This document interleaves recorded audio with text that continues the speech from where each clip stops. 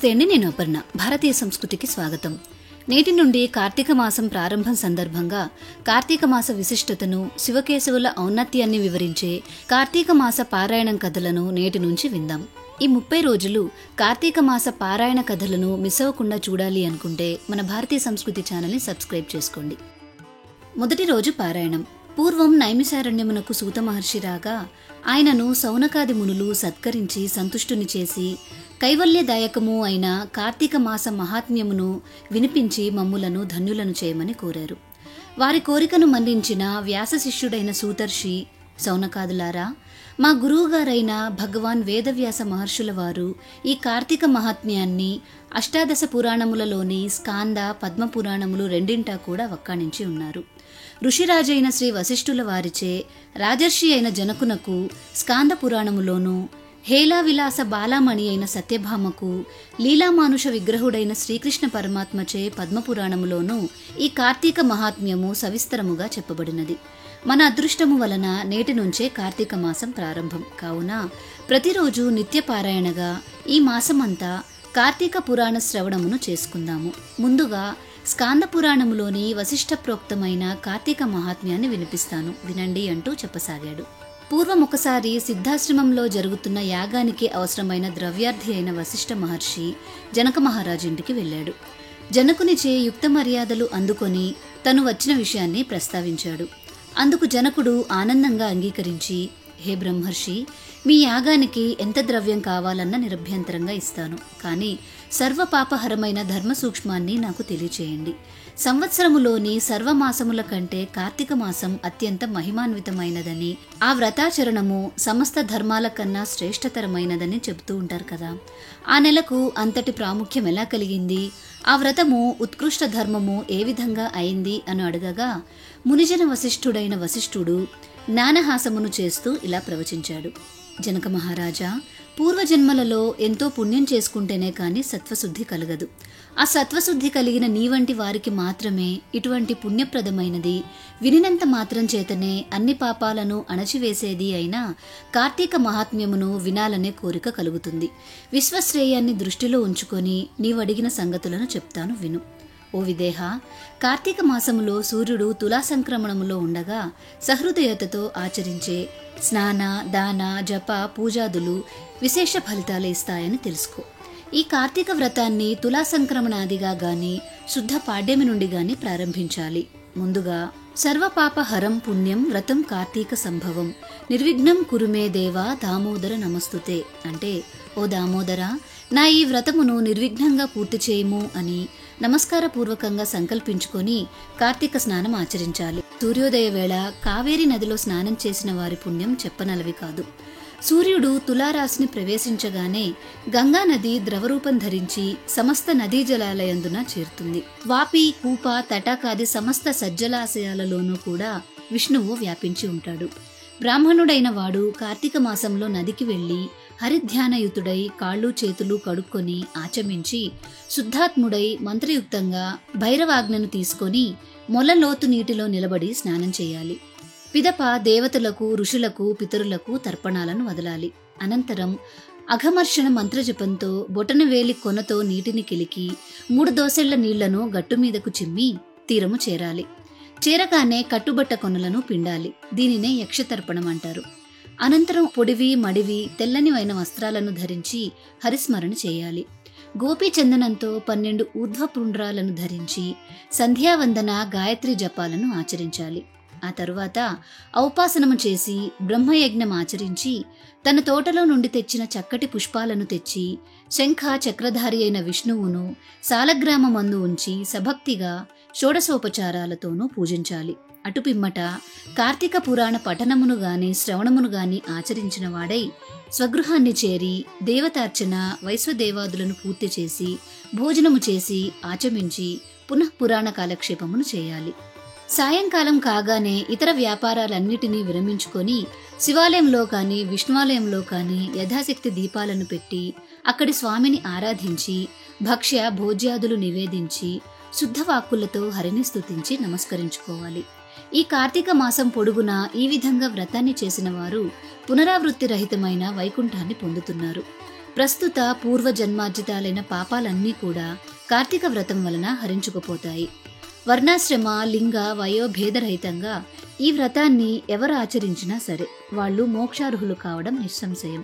జనకరాజా తనకు తానుగా ఈ వ్రతాన్ని ఆచరించలేకపోయినా ఇతరులు చేస్తుండగా చూసి అసూయరహితుడై ఆనందించేవారికి ఆ రోజు చేసిన పాపాలన్నీ విష్ణు కృపాగ్నిలో ఆహుతి అయిపోతాయి. ద్వితీయ అధ్యాయము కార్తీక సోమవార వ్రతము. హే జనక మహారాజా, వినినంత మాత్రం చేతనే మనోవాక్కాయముల ద్వారా చేయబడిన సర్వపాపాలను హరింపచేసే కార్తీక మహాత్మ్యాన్ని శ్రద్ధగా విను. అందున ఈ నెలలో శివప్రీతిగా సోమవార వ్రతము ఆచరించేవాడు తప్పనిసరిగా కైలాసాన్ని చేరుకుంటాడు. కార్తీక మాసంలో వచ్చే ఏ సోమవారం నాడైనా స్నాన జపాదులను ఆచరించినవాడు 1000 అశ్వమేధాల ఫలాన్ని పొందుతాడు. ఈ సోమవార వ్రత విధి 6 రకాలుగా ఉంది. ఉపవాసము, ఏకభుక్తము, నక్తము, అయాచితము, స్నానము, తిలదానము. ఉపవాసం అంటే శక్తి గలవారు కార్తీక సోమవారం నాడు పగలంతా అభోజనంగా గడిపి సాయంకాలమున శివాభిషేకం చేసి నక్షత్ర దర్శనానంతరం తులసి తీర్థము మాత్రమే సేవించాలి. ఏకభుక్తము అంటే ఉదయ స్నాన దాన జపాలను యథావిధిగా చేసుకొని మధ్యాహ్నం భోజనం చేసి రాత్రి భోజనానికి బదులు శైవతీర్థము తులసి తీర్థము మాత్రమే తీసుకోవాలి. మూడవది నక్తము. పగలంతా ఉపవసించి రాత్రి నక్షత్ర దర్శనం తరువాత భోజనాన్ని గాని ఉపాహారాన్ని గాని స్వీకరించాలి. అయాచితము. భోజనానికై తాము ప్రయత్నించకుండా ఎవరైనా వారికి వారుగా పిలిచి పెడితే మాత్రమే భోజనం చేయడం అయాచితము. 5వది స్నానము. పైవాటికి వేటికి శక్తి లేని వాళ్ళు సమంత్రక స్నాన జపాదులు చేసినప్పటికీ చాలు. తిలదానము. మంత్ర జపవిధులు కూడా తెలియని వాళ్ళు కార్తీక సోమవారం నాడు నువ్వులను దానం చేసినా సరిపోతుంది. పై 6 పద్ధతుల్లో దేనిని ఆచరించినా కార్తీక సోమవారం వ్రతం చేసినట్లే అవుతుంది. కానీ తెలిసుండి కూడా ఏ ఒక్కదానిని ఆచరించని వాళ్ళు 8 యుగాల పాటు కుంభీపాక రౌరవాది నరకాల్ని పొందుతారు అని ఆర్షవాక్యం. ఈ వ్రతాచరణం వలన అనాథలు, స్త్రీలు కూడా విష్ణు సాయుధ్యంను పొందుతారు. కార్తీక మాసంలో వచ్చే ప్రతి సోమవారం నాడు కూడా పగలు ఉపవసించి రాత్రి నక్షత్ర దర్శనానంతరం మాత్రమే భోజనం చేస్తూ ఆ రోజంతా భగవద్ధ్యానంలో గడిపేవాళ్ళు తప్పనిసరిగా శివ సాయుధ్యాన్ని పొందుతారు. సోమవార వ్రతాన్ని చేసేవాళ్ళు నమ్మక చమక సహితంగా శివాభిషేకమును చేయుట ప్రధానమని తెలుసుకోవాలి. ఈ సోమవార వ్రత ఫలాన్ని వివరించే ఒక ఇతిహాసాన్ని చెబుతాను విను. పూర్వం ఒకానొక బ్రాహ్మణునికి నిష్ఠురి అనే కూతురుండేది. పుష్టిగాను అందంగాను అత్యంత విలాసంగాను ఉండే ఈమెకు గుణాలు మాత్రం శిష్టమైనవి అబ్బలేదు. దుష్టగుణ భూయిష్టయ్యై గయ్యాళిగాను కాముకురాలుగాను చరించే ఈ నిష్ఠురిని ఆమె గుణాల రీత్యా కర్కశ అని కూడా పిలుస్తూ ఉండేవారు. బాధ్యత ప్రకారం తండ్రి ఆ కర్కశను సౌరాష్ట్ర బ్రాహ్మణుడైన మిత్రశర్మ అనే వానికిచ్చి తన చేతులు దులిపేసుకున్నాడు. ఆ మిత్రశర్మ చదువుకున్నవాడు, సద్గుణవంతుడు, సదాచారపరుడు, సరసుడు మాత్రమే కాక సహృదయుడు కూడా కావడం వలన కర్కశ ఆడింది ఆటగా పాడింది పాటగా కొనసాగింది. పైగా ఆమె ప్రతిరోజు తన భర్తను తిడుతూ కొడుతూ ఉండేది. అయినప్పటికీ కూడా మనసుకు నచ్చినది కావడం వలన మోజు చంపుకోలేక భార్యను పరిత్యజించడం తన వంశానికి పరువు తక్కువ అనే ఆలోచన వలన మిత్రశర్మ కర్కశ పెట్టే కఠిన హింసలన్నింటినీ భరిస్తూనే ఉండేవాడు. కానీ ఏనాడు ఆమెను శిక్షించలేదు. ఆమె ఎందరో పరపురుషులతో అక్రమ సంబంధం పెట్టుకుని భర్తను అత్తమామలను మరింత నిర్లక్ష్యంగా చూసేది. అయినా భర్త సహించాడు. ఒకానొక నాడు ఆమె యొక్క విటులలో ఒకడు, నీ మొగుడు బ్రతికి ఉండడం వలనే మనం తరచూ కలుసుకోలేకపోతున్నాం అని అనడంతో కర్కశ ఆ రాత్రికి రాత్రే నిద్రిస్తున్న భర్త శిరస్సును ఒక పెద్ద బండరాతితో మోది చంపివేసి ఆ శవాన్ని తానే మోసుకొని పోయి ఒక పాడుబడిన నూతిలోనికి విసిరేసింది. ఇదంతా గమనించినప్పటికీ కూడా ఆమె విటుల బలం ఎక్కువ కావడం చేత అత్తమామలు ఆమెనేమీ అనలేక తామే ఇల్లు వదిలి పారిపోయారు. అంతటితో మరింత స్వతంత్రించిన కర్కశ అనేక మంది పురుషులతో సంపర్కం పెట్టుకొని ఎందరో సంసార స్త్రీలను కూడా తన మాటలతో భ్రమింపచేసి తద్వారా సొమ్ము చేసుకునేది. కాలం గడిచింది. ఆమె బలం తగ్గింది. యవ్వనం తొలగింది. శరీరంలోని రక్తం పల్చబడడంతో కర్కశ జబ్బుపడింది. అనూహ్యమైన వ్యాధులు సోకాయి. విటుల రాకపోకలు తగ్గిపోయాయి. ఆమె సంపాదన పడిపోయింది. అందరూ ఆమెను అసహ్యించుకోసాగారు. తుదకు ఆ నిష్ఠుర తినడానికి తిండి, ఉండేందుకు ఇంత ఇల్లు, వంటి నిండా కప్పుకునేందుకు వస్త్రం కూడా కరువైనదై సుఖవ్రణాలతో నడివీధిన పడి మరణించింది. కర్కశ శవాన్ని కాటికి మోసుకుపోయే దిక్కు కూడా లేకపోయింది. యమదూతలు ఆ జీవిని పాశబద్ధను చేసి నరకానికి తీసుకువెళ్లారు. యముడు ఆమెకు దుర్భరమైన శిక్షలను విధించాడు. భర్తను విస్మరించి పరపురుషులను ఆలింగనం చేసుకున్న పాపానికి ఆమె చేత మండుతున్న ఇనుప స్తంభాన్ని కౌగిలింపచేశారు. సీసమును చెవులలో పోయించాడు.